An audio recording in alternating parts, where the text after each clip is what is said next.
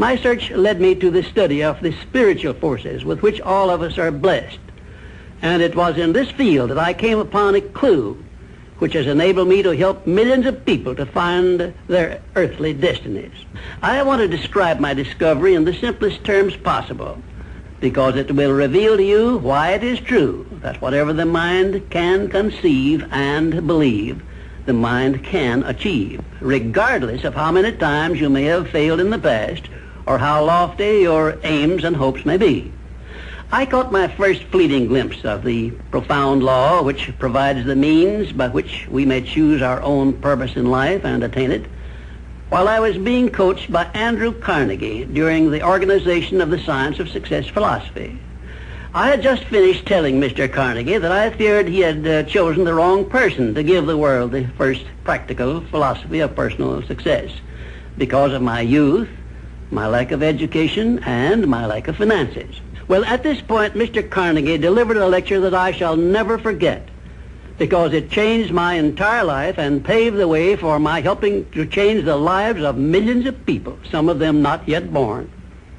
Let me call your attention to a great power which is under your control, said Mr. Carnegie, a power which is greater than poverty, greater than the lack of education, greater than all of your fears and superstitions combined.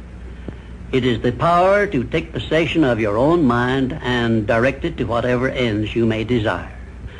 This profound power, Mr. Carnegie continued, is the gift of the Creator, and it must have been considered the greatest of all of his gifts to man, because it is the only thing over which man has the complete and unchallengeable right of control and direction. When you speak of your poverty and lack of education, Mr. Carnegie explained, you are simply directing your mind power to attract these undesirable circumstances, because it is true that whatever your mind feeds upon, your mind attracts to you. Now you see why it is important that you recognize that all success begins with definiteness of purpose, with a clear picture in your mind of precisely what you want from life.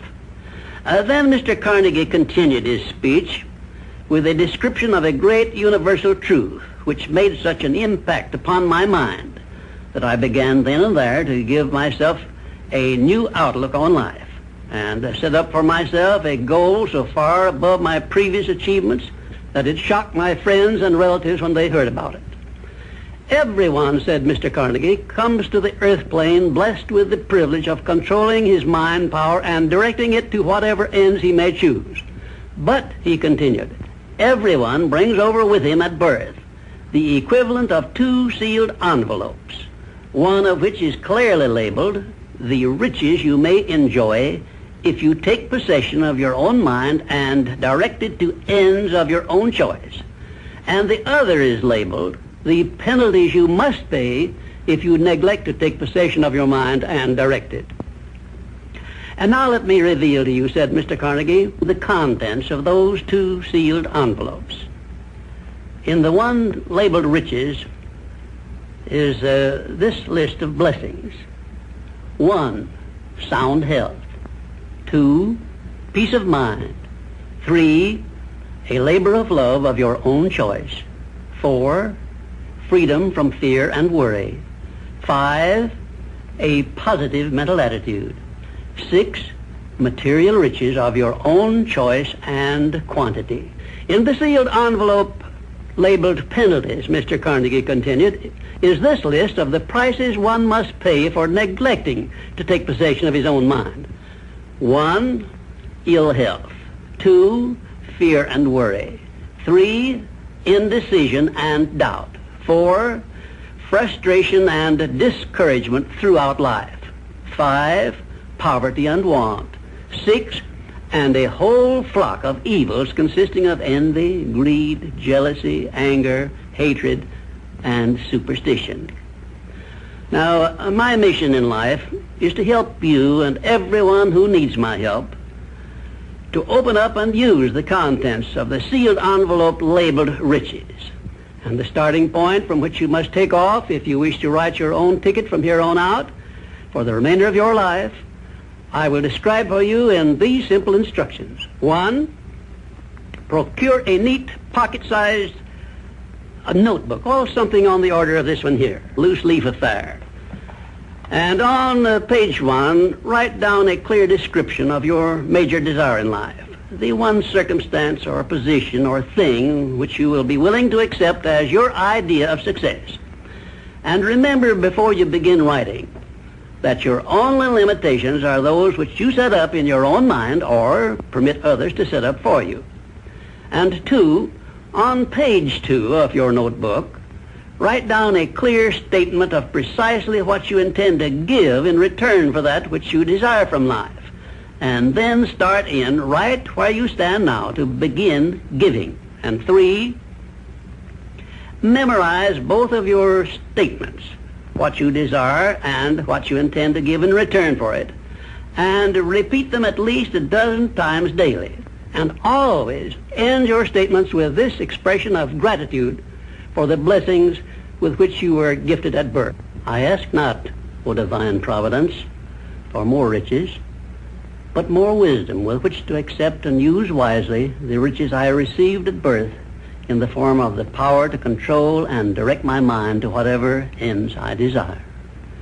If you are not too successful or self-satisfied to accept and express this profound prayer, if you accept it and express it in the same spirit of humble sincerity in which I pass it on to you, a new and a better world will reveal itself to you. A world in which you will see reflected the circumstances and the things which you yourself have created. And now let me close this, our first visit, with my favorite expression of gratitude.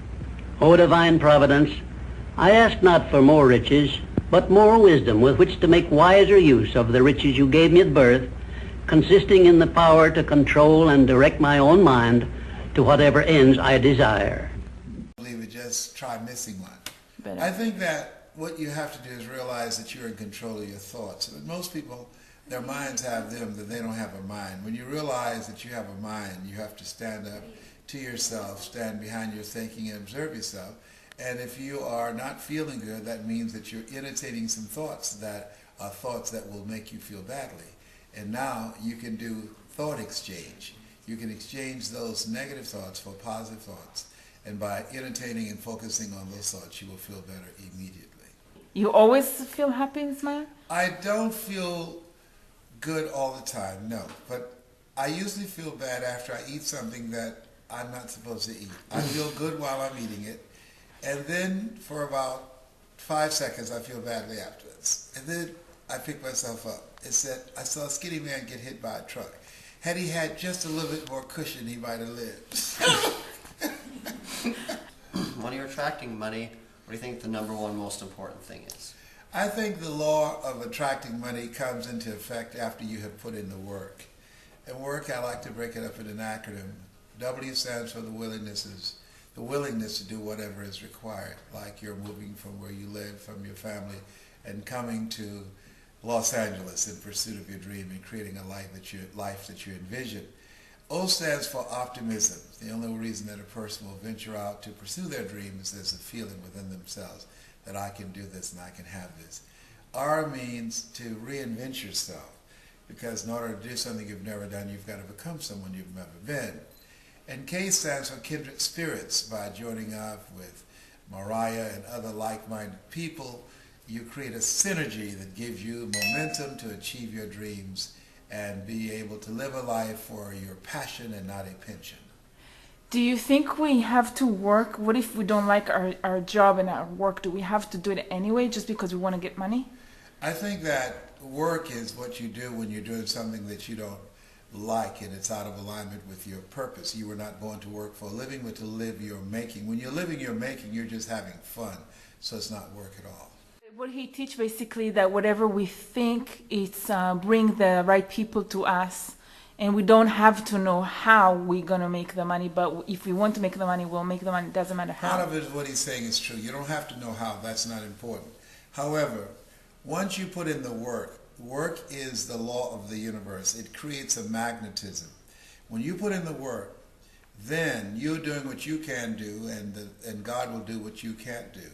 And that's when you begin to attract the people, the things, the resources, the money, and everything you need to bring it to the next level. Work is mandatory. for producing a life that you envision for yourself. You cannot escape work. The secret to life is in your thinking. Number one is understand that we think, and the content of our thoughts determines the quality of our lives. When you change your content, when you exchange the thoughts that you now have for the thoughts that represent the life that you want to create, that thought exchange creates another thought, which is expanded awareness. And it now changes how you see things. When your awareness is expanded because of the quality of the new positive thoughts, the difference is that negative people will look at opportunities and all they will see will be the obstacles. But a positive person, the person with the positive content, they will look at obstacles and all they will see will be the opportunities. You become what you think about and act upon most of the time. You cannot think about becoming the world's greatest pianist and not touch a piano. If you work at it and you practice and get good coaching, you can become the world's greatest pianist.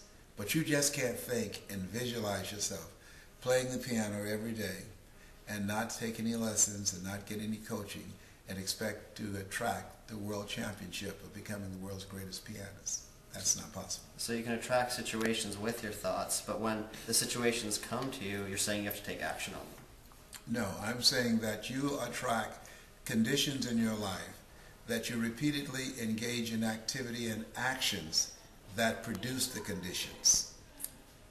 Right. Now, do you think money has too much negative energy and emotions, and that's why a lot of people say they don't have money in their life? I think that money just is. It is neither good nor bad, but thinking makes it so, as Shakespeare would say. Money is just a representation for those who have the skill, the talent, and the gift to exchange for the money that they're able to demand for their talents, their abilities, and their gifts. Money just is. It's a tool that's being used by people. So for people that have this really negative mindset and they're always thinking bad thoughts, what's a good way to shift from those negative thoughts to become a positive person? Where do they begin? By exposing themselves to, one, audio programs that can retrain their thinking. You know, the way that we know our name is somebody called us that repeatedly. So listening to positive messages over and over again, that begins to train our thinking. And two, by reading things that will begin to replace the thinking that we now have. Four, become consciously aware of the fact that we cannot control the thoughts that come in our minds, but we can control the thoughts that we dwell on. As we listen to positive messages constantly and read them and become consciously conscious of the thoughts that we are thinking, because we are the thinker who's thinking the thoughts are not thinking us, that we can now begin to manage our thoughts and hold on to those thoughts that's moving us in the direction of the life that we want to create for ourselves. Let go and don't entertain the thoughts that represents the negatives. Who do you listen to? I listen to a variety of people. Earl Nightingale, as I have been listening to from childhood. I listen to Jim Rohn, who recently passed. I listen to John Maxwell, who does a great deal on leadership. I listen to a variety of speakers, including myself. No, there is so many speakers and a lot of speakers. Where can they find your stuff? They can find my stuff on the internet, and that is at lesbrown.com. I think that what works best for me is that you select relationships with people that you can learn from, that you can grow from, people that you observe, and they represent the qualities of what it is you want to have in your life. And by developing a strategic relationship with them, as Kinko's has done with FedEx, as AT&T has done with Singular, that you're able to create through the combination of the new relationship a win-win, that you learn from them and they'll learn from you. You provide value for them and they'll provide value for you. What is the key for wealth, in your opinion? The key for wealth is understand and know that you don't get in life what you want, you get in life what you are. What's the value that you bring? And according to the value that you bring, that will determine what the universe will give you for that which you have. Hopefully, that which you love and that which is your passion is something that you master, and it's of service and can provide some impact to improve the quality of people's lives. And if you're able to do that, the world will be the path to your door if you're also a good marketer. That's very valuable. And do you have something else to say about creating wealth? Yes. I had a babysitter once who, she took pictures of me. She never abused me. She was very kind to me. Her name was Mariah, and I just want her, if she's seeing this interview, just to know that I thank her so very much. She was always very kind to me. Thank you. Thank you, Okay. Les. Aw, sweet. Thank you, Uncle Les. Yes. What an incredible concept. From our lips to God's ears. Our wish is our command. Our wish is our command.com. I encourage you to watch it. I remember a time early in my career, I was about 24, and I went to do a seminar in Boston. And in those days, a big seminar for me was like 125 people. And it was a 3-day seminar, and we worked around the clock, and people made such extraordinary changes in their life. And at the end of it, I was feeling so fulfilled. I was thinking, my God, I'm 24, maybe 25 at the time, and I am so happy because I have found my mission in life. I'm doing what I love. It's making a difference in people's lives. This is extraordinary. So we finished about midnight on the Sunday night. And around midnight, I'm still wound up, so I don't feel like going to bed. So I decided, okay, let me take a walk here, and I decided to go through Copley Square. If you've been through Copley Square, it's a pretty neat place. Because in Copley Square, you can look up and you can see buildings that were here before we were known as the United States, and beside them you see skyscrapers that are new. It's a pretty cool place. So I'm walking around midnight on Sunday night. There's nobody in Copley Square midnight on Sunday night. And I'm walking along, and I see this guy in the distance, and he's kind of stumbling back and forth between the gutter and the sidewalk. He's got a long trench coat on, his head's down like this. He's holding a brown bag, and I can start to smell him even before I get there, and I'm thinking, this guy is obviously drunk. And as I started to get closer, I thought, I bet he's going to beg me for some money. And sure enough, whatever you focus on life tends to happen, doesn't it? So sure enough, he gets real close to me, and I thought all of a sudden he wasn't going to do it, and all of a sudden he popped his head up. It was really weird. He went, "Mister!" He had this really bizarre looking sounding voice. He went, "Mister, could you loan me a quarter?" And I thought, do I want to reward this behavior? And then I thought, I don't want him to suffer.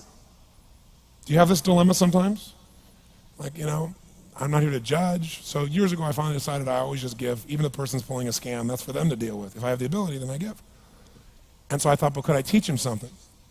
So I asked him a question back. I said, is that all you want is a quarter? So he goes, yeah, just 1 quarter. 1 quarter changed my whole life. 1 quarter. I said, really? He said, yeah, 1 quarter. So I reached in my pocket, and I pulled out my money clip. And in those days, I was very young, just starting to succeed. And my original mentor was a man named Jim Rohn. I don't know, how many have heard of Jim Rohn? Anybody? Yeah, he's a great guy. And Jim told me, he said, Tony, look, you've come from a poor background. You got a poor psychology. You got to change it. He said, you don't have any money, so pretend you do. He said, start training your brain, condition it. He said, go save all your money, get $300 bills, and put them on the outside of your money clip, even though you only have $5 in between them. So every time you put it out, you'll see that, you'll feel inspired, you'll feel better. He said, and you'll feel better, you'll do better. So I was like, okay. So I did. So I pulled my money clip, and sure enough, I got $300 bills in. I made sure he saw the bills. So I'm tearing through that, right? Looking in between there, see if I can find some change. But I made sure he saw it. Sure enough, he's looking at the $100 bills, checking it out. I find the quarter, I pull it out, take the money, put it in my pocket. I notice he's watching my hand going into the pocket. I took the quarter, and I looked at him, and I said, sir, life will pay any price you ask of it. And I gave him the quarter. And then something really interesting happened. He took the quarter. He looked at the quarter. He looked at me. He looked at my pocket. He looked back at the quarter, looked at me, looked at my pocket, looked at me again, looked at the quarter, looked at my pocket, looked back at me and said, you're weird. And then he shuffled on off like this, right? And I thought to myself, wow, what's the difference between him and me? I mean, I was 24, 25 at the time, doing what I love most, have my mission in life, and he's in his early 60s, drunk on the street begging for quarters. What's the difference? And I thought, well, maybe God's blessed me because I'm such a good person. I thought, and he's such a bad person, that's such bull. And I thought, wow, maybe the answer to that question is what I just told him. life will pay whatever price you ask of it. But you know what's interesting? You got to ask intelligently. In the Bible it says, ask and you shall what? Yeah, pretty good formula. You ought to look into it. But you know what? It says, ask and you shall receive, but I'm sure it meant ask intelligently. I'm sure that's what God meant. I'm sure he didn't mean bitch and you will receive. Whine and you will receive. I don't think that was the instruction. Now, if you were going to ask intelligently, there might be 5 elements of that. Number one, you'd have to ask specifically, wouldn't you? You wouldn't ask in a general way. People do that all the time. They go, I want more money. Fine, here's $1, get out of here. Very often you're getting what you're asking for. You're just not aware of how general you're asking. Clarity is power. The more clear you are about exactly what it is you want, the more your brain knows how to get there. Your brain is a servo mechanism. It's like a bomb. Those bombs, those missiles, they have a servo mechanism. So if the target moves, it knows what the target is, it follows it. Your brain, when you condition it, knows exactly what to go for and it'll find a way to get there. Did you ever buy a certain outfit or a certain car and suddenly see that car outfit everywhere? How many of you ever had that experience? Say, aye. How come that car outfit's everywhere? It always was everywhere, but now you notice it. And the reason is because there's a part of your brain called the reticular activating system, the RAS. That part of your brain determines what you notice and what you don't notice. Your brain spends most of its time trying to make sure you don't notice because you'll go crazy if you notice everything. But when you decide what's most important to you, your brain goes after it. Everyone I know who's successful builds what I call an RPM plan. An RPM is built on the metaphor that the way to get from where you are to where do you want to go to the fastest is you got to build power, like in a car, RPMs. And the R stands for they know the result they're after. They know what they want precisely. If you don't know exactly what you want or you let yourself get beyond that into something general, you're not going to achieve it. Clarity is power. You got to know the specific result you're after. What do you want? If you can't answer that question right now in your personal life, in your body, in your relationships, in your finances, in your spirituality, then you're not going to be as fulfilled as you want to be. Today we're going to have you answer one of those questions at least. The second part of it, you got to know P, why you're doing it. Because you know what? You may get a big goal. Somebody says, I want to make $1 billion. I want to bring peace to the earth. Why? Because as soon as you come up with a goal, all the obstacles show up. And unless you've got enough emotional drive to break through that, you're never going to discover what it really takes. So you got to get yourself past that. And the way to get past that is have enough reasons. Reasons come first, answers come second. This man did not know what he wanted. He did not have enough reasons. To ask intelligently, you got to ask specifically. To ask intelligently, you got to know why you want it, have enough drive to make it happen, enough juice to make it happen. If you don't have enough reasons, you will not make it happen. And the M is, what is your massive action plan? What is going to get you to actually fall through? Because the first plan's not going to work and the second plan's going to work, so you better have enough plans that if the first two don't work, you still got something else. Otherwise, you're going to be having excuses why it didn't work. So asking intelligently requires that. So if we're going to be extraordinary in our results, we've got to be in an extraordinary state. We've got to know what we want and we've got to go use it.